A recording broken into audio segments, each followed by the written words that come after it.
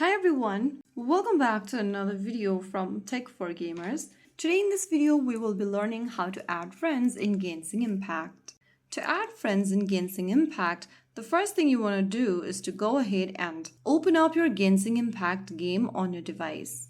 Once you're inside, go ahead and tap on your Paimon icon at the top left corner, and from this page, click on Friends.